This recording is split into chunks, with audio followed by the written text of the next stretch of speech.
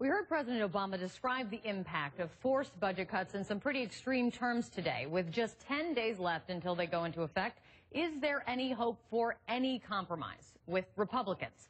We're joined by Congresswoman Kathy McMorris Rodgers, now the chair of the House Republican Conference, a key member of House Republican leadership. Congresswoman, thanks for taking the time. Thank you, Kate. Good to be with you. Of course. So the president, I'm sure you know, had some pretty tough words for you and your fellow Republicans today in terms of these massive spending cuts that are heading our direction in 10 days. Listen here. Republicans in Congress face a simple choice. Are they willing to compromise to protect vital investments in education and health care and national security and all the jobs that depend on them?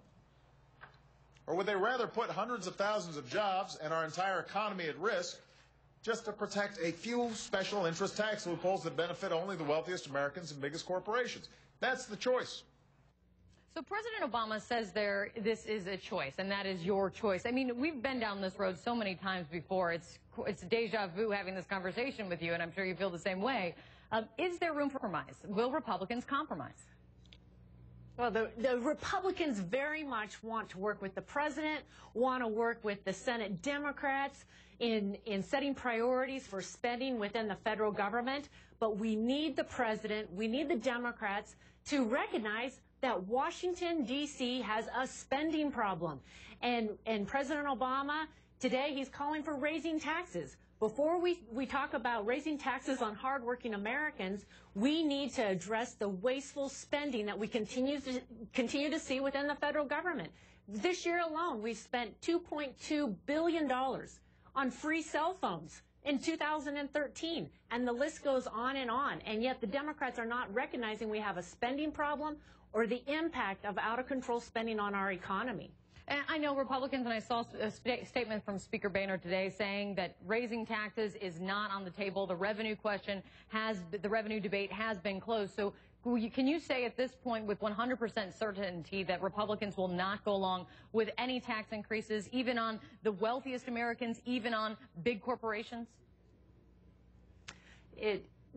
We need to address the spending side of this equation, and that's where the Republicans believe that we can find the common ground. The sequester, these across-the-board cuts, drastic cuts that disproportionately impact the military and our defense, they were President Obama's idea, and they came into effect because we didn't agree on spending cuts. And so as we reach but March also, 1st, Congresswoman, these also went into effect. This might have been the president's idea, but you well know these would not have gone into effect unless Republicans, including yourself, would not have overwhelmingly agreed to it back in the summer of 2011. We agreed to find the spending reductions, $1.2 trillion in cuts. That is what we agreed to. It was President Obama who proposed the sequester if we didn't find that agreement to cut the spending. And the Republicans twice now, we've put forward proposals to replace these cuts with more reasonable approaches. And we passed a proposal 6 weeks ago.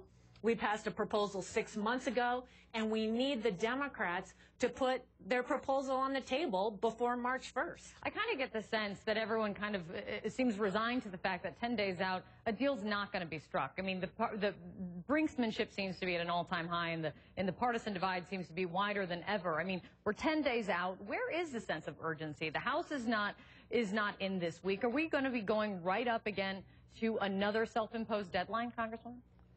Well, I think it's very unfortunate, and we've known for some time that March 1st is coming, and that's why the House did take action.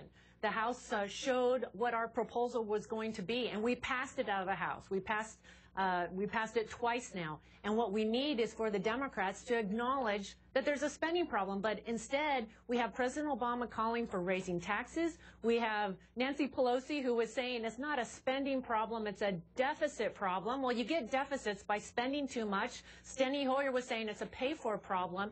The Democrats refuse to acknowledge that Washington has a spending problem. We're on the road to Greece and Europe if we do not address this spending, and it is dragging our economy down. It is costing us jobs right now. And until we acknowledge there's a spending problem, start making the tough decisions, setting priorities, our economy's not going to grow. So that's why it is so important that we have to agree, first of all, that we're going to reduce the spending, start living within our means. I think you would agree this is also a result of both Congress and the White House kicking the can down the road one too many times. Woman Kathy McMorris Rodgers, we're going to have to leave it there today, but thank you so much. We're counting on you. 10 days out. Okay. Thanks. Vice President Joe